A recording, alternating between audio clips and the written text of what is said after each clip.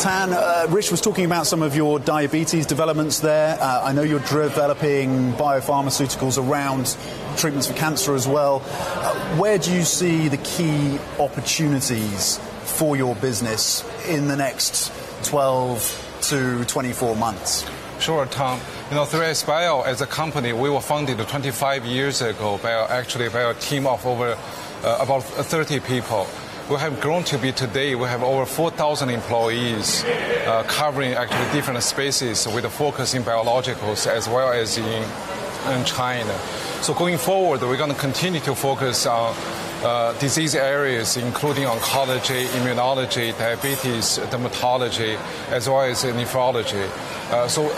Currently we do feel that given the demographics in China, given the increased healthcare spending, the past healthcare reform, we feel that we're one of the best positioned companies that will be benefiting from this trend going forward. How is the pipeline looking for you at the moment? Sure. We have one of the strongest pipeline in the industry. We have over 20 different pipeline products. Among them, 16 are biological products in the pipeline. And our pipeline strategy is very similar to our commercial strategy. We're going to focus on the oncology, immunology, nephrology going forward. Can you give us an update on trials and drug approvals for 3S? Sure. Tom, as you may know, we just officially commercially launched our long-acting GLP-1 product Beijing last Friday, and we actually have had our first patients, first prescription written yesterday as well. So that's going to be our first launch for this year. We also recently obtained approval to initiate our phase 2 and 3 clinical trials for our long-acting EPO, which is very important for our EPO franchise going forward. We're also in the process of actually making filings for additional INDs or phase 2, phase 3 studies over the next 2 or 3 years. And the regulatory environment here is changing and has changed quite rapidly in the last few years. Are you seeing and expecting further regulatory changes that will be beneficial to the biopharma sector? And what are you seeing in terms of those approvals? Do you expect them to be stepped up? Sure. I think the healthcare regulation changes over the last 2 or 3 years have been very positive for the innovation-driven companies, including 3SBio. And one of the key changes is actually the speed to the market for the innovation-driven products. Given the background, given our capability, we believe that we can launch at least 5 additional biological products over the next 5 years. And we're planning on launching another 30 products over the next 10 years. And among the 30 products, 15 of them will be biological products with a focus on the 5 disease areas I just mentioned. And a lot of this is dependent on R&D spending, of course. Right. How much are you funneling into R&D? How much have you set aside?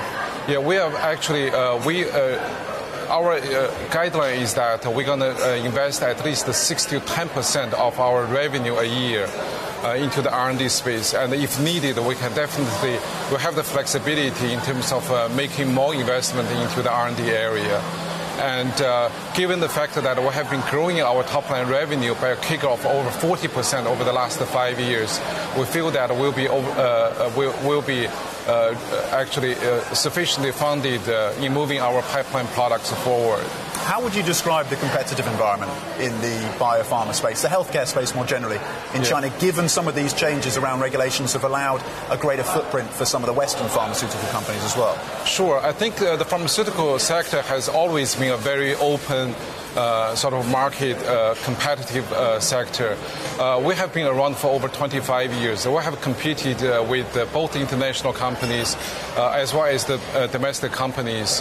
And in every segment that we choose to compete in, we emerged as the market leader in those sectors. For example, we have over 40% of the market share in the EPO segment. We have over 50% of the market share in the TPO product segment. And we have over 60% of the market share in the anti-TNF sector. In all of these sectors, we're competing with at least 10 other domestic or international companies. So I think the competition is good because currently the penetration rate in China for every disease area is still low. The reason we're in this business is really to grow the market, educate the market, direct the market. I think with more players in this marketplace, it's actually good for the market, good for the patients, good for the overall ecosystem. So you welcome that competition, you don't see it as a threat? Sure, yes. In terms of acquisitions, you've made a few deals already. Are you looking for further add-ons, whether that's bolt-on acquisitions or larger M&A deals going forward? Yeah. In China, there are over 4,000 or 5,000 pharmaceutical companies, depending how you measure it. I think, it's just still way too fragmented. The consolidation is going to be the trend. And we view ourselves as one of the consolidator in the pharmaceutical space. Over the last 3 years, we have made acquisitions ranged from $500 million RMB to over $1 billion US acquisitions. And going forward, we have a very healthy balance sheet. We currently have over 3 billion RMB cash on the balance sheet. We're generating over 1 billion operating cash flow a year going forward. And we're going to grow that by over 20-30% a year with organic products growth as well. So again, we are well positioned. We are not going to be doing any acquisitions under any pressure. We will continue to look for partnerships, licensing partnerships with both international as well as the domestic companies. Well, one partnership you have is Eli Lilly. It's the insulin products, right? So you're helping to distribute those in the Chinese market. Are you looking for similar partnerships like the one that you have with Eli? Sure.